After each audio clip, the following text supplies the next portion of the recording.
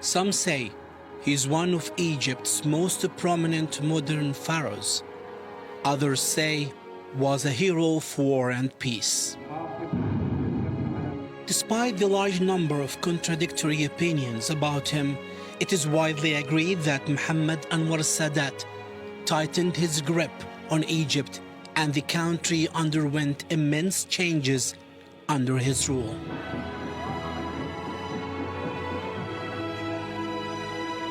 After incumbent President Jamal Abdel Nasser's death on September 28, 1970, Anwar Sadat became the acting president, winning the position for good in a nationwide vote on October 15, 1970.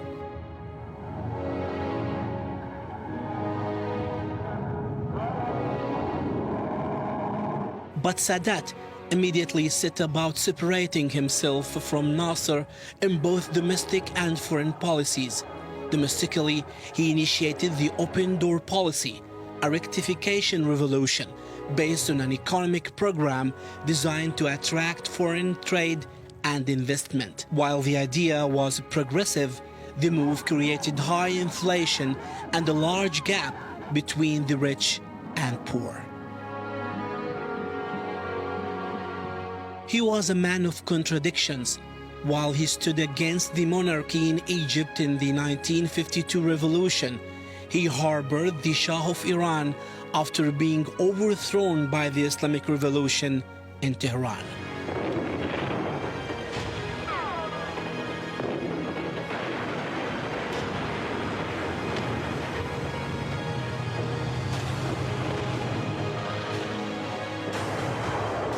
Sadat's main achievement came in 1973 when he launched a military attack in coordination with Syria to retake the Sinai Peninsula, sparking the war of October 1973.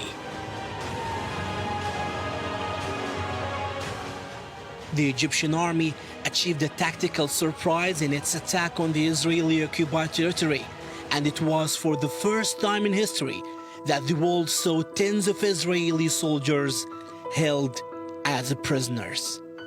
Sadat emerged from the war with a greatly enhanced prestige as the first Arab leader to have actually retaken some territory which was occupied by Israel.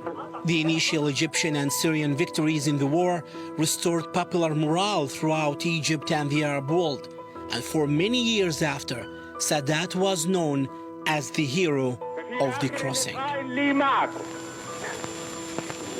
ذكرتكم بأن شرف مصر أمانة في عنقكم ولقد أديتم الأمانة وصنتم الكرامة ليس لمصر وحدها وإنما لأمتكم العربية بأكملها. يأتي اليوم ونحن مرفوعة هاماتنا مرتفعة راياتنا.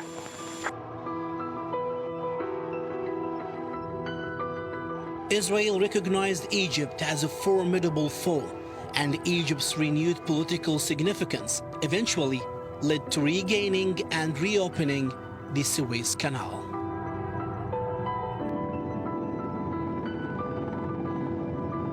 Sadat saw that after the war, a peace policy should stabilize the region. This led to the conclusion of two agreements on disengagement of forces with the Israeli government. The first of these agreements was signed on 18th of January 1974, and the second on the 4th of September 1975.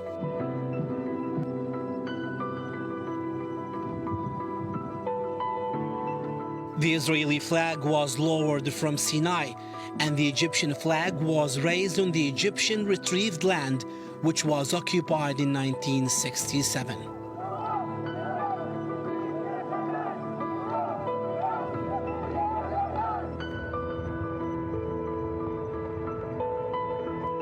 The United States dispatched Secretary of State Henry Kissinger on a number of occasions to negotiate a progressive peace deal with Sadat. Sadat said he had secret commitment from the US government to put pressure on the Israeli government for a major withdrawal in Sinai and the Golan Heights. This statement caused some concern for the Israeli government, but Kissinger denied such a promise was ever made. How could I sit with the Israeli Prime Minister while he is occupying part of my land? Who says this?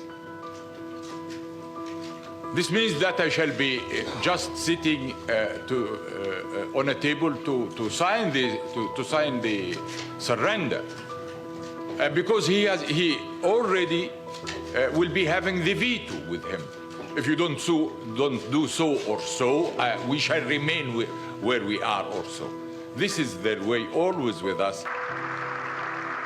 Sadat saw that preserving the liberated land could only be done by taking bolder steps.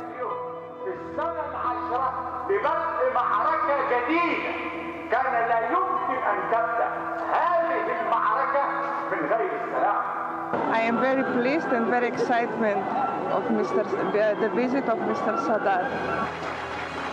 And this exactly what he did.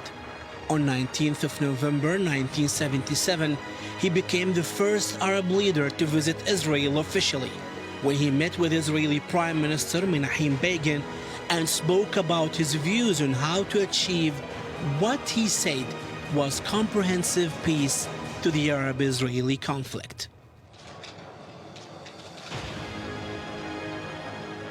Let us vow to overcome all obstacles and remove all barriers.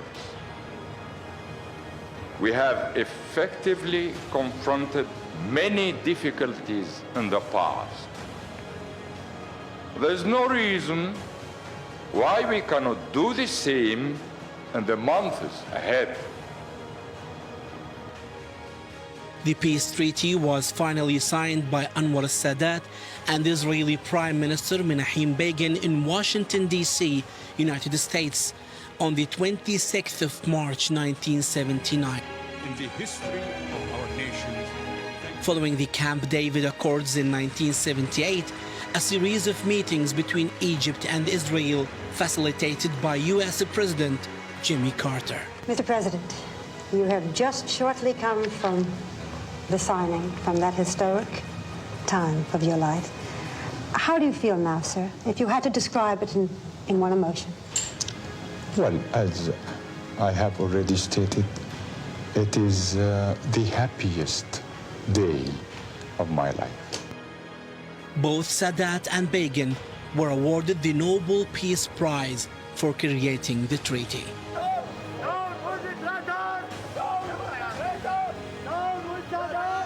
The treaty was extremely unpopular in most of the Arab world and the wider Muslim world. The Muslim world considered it as backstabbing the Palestinian cause. His predecessor, Nasser, had made Egypt an icon of Arab nationalism, an ideology that appeared to be sidelined by an Egyptian orientation following the 1973 war. Egypt has been negotiating with Israel. Egypt ignored our friends in not making proper consultation with them. Even the Arabs complained that Egypt has not consulted them properly before they went into these negotiations.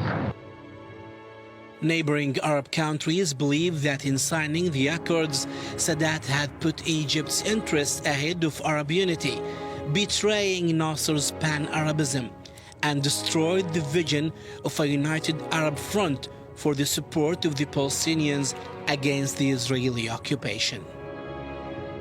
This treaty is called a peace treaty. In our opinion, it is not a peace treaty because, first of all, it's a single treaty, and everyone now recognizes and knows very well that peace must be universal, that peace cannot be just unless a just solution for the Palestinian problem is discussed. I'm terribly sorry for the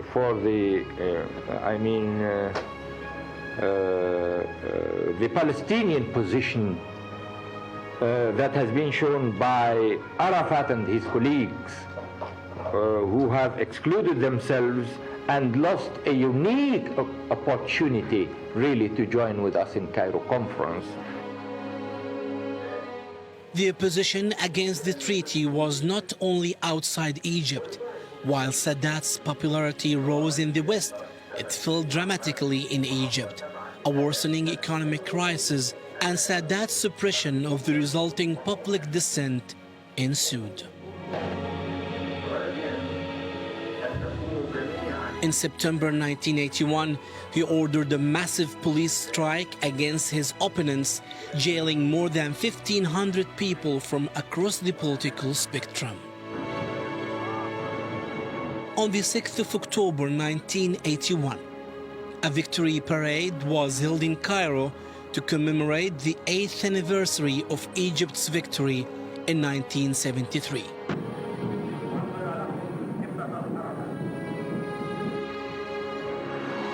As Egyptian Air Force Mirage jets flew overhead, distracting the crowd, an assassination squad posed as Egyptian army soldiers targeted Sadat.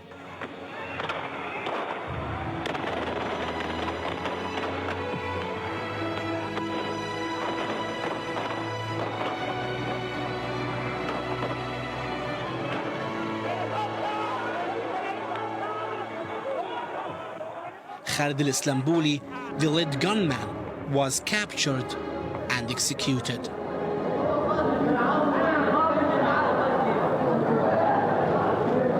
Sadat's tenure lasted for 11 years, during which he led Egypt through a series of changes and took decisions that shocked the world.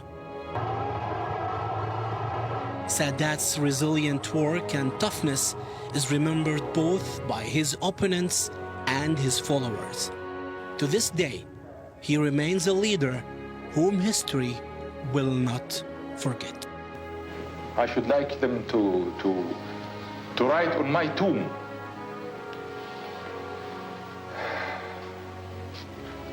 he has lived for peace and he has died for principles.